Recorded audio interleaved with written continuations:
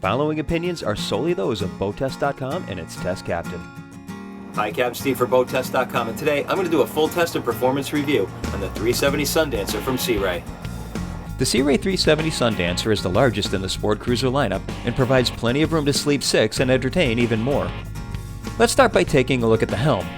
The 370's helm is beautifully laid out with an optional Raymarine hybrid display to port.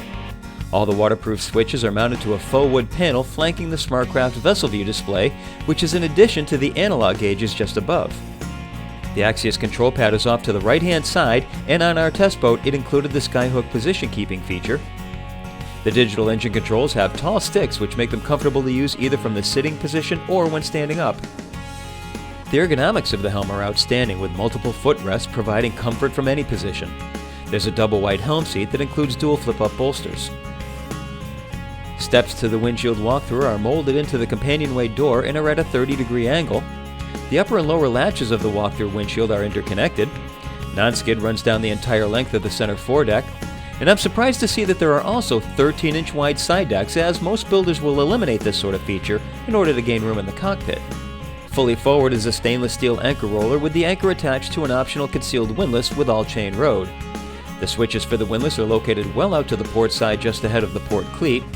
We also have the optional 5-inch remote-controlled spotlight.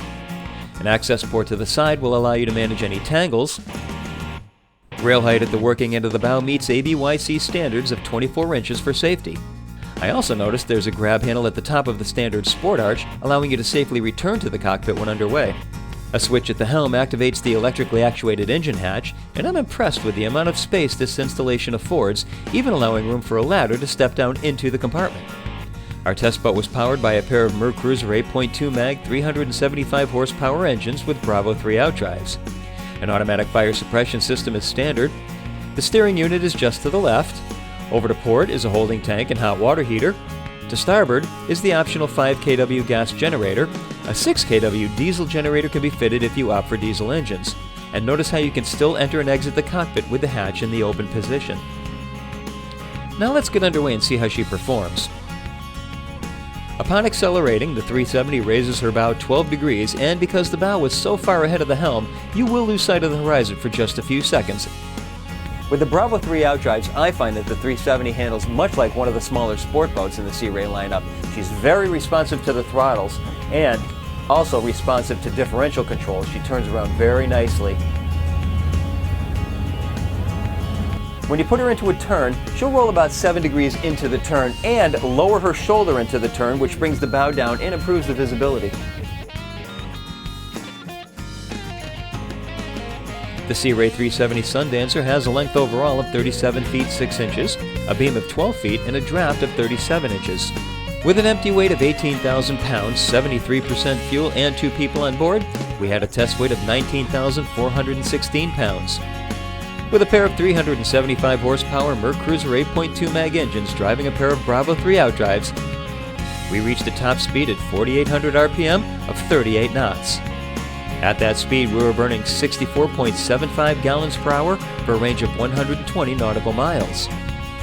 Best cruise was measured to be 3,500 RPM and 23.7 knots. That brought the fuel burn down to 27.75 gallons per hour, and the 370 Sundancer could maintain that for 7 hours and 18 minutes and 174 nautical miles while still maintaining a 10% reserve of fuel.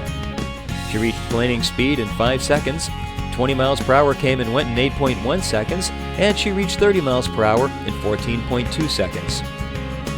When you take power off, she'll settle into the water stern first, which will bring the bow up, so make sure you have the area cleared. The 370 is also fitted with Axius, which on this boat includes the skyhook for position keeping and the joystick for close quarters maneuvering around the dock, and I found it to be spot on. The joystick is positioned back far enough so that you can use it while facing astern when backing into a slip. I also found the system to be dialed in perfectly, giving me exact and precise control of the 370 while docking in close quarters.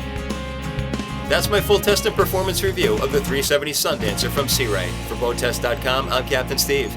We'll see you on the water.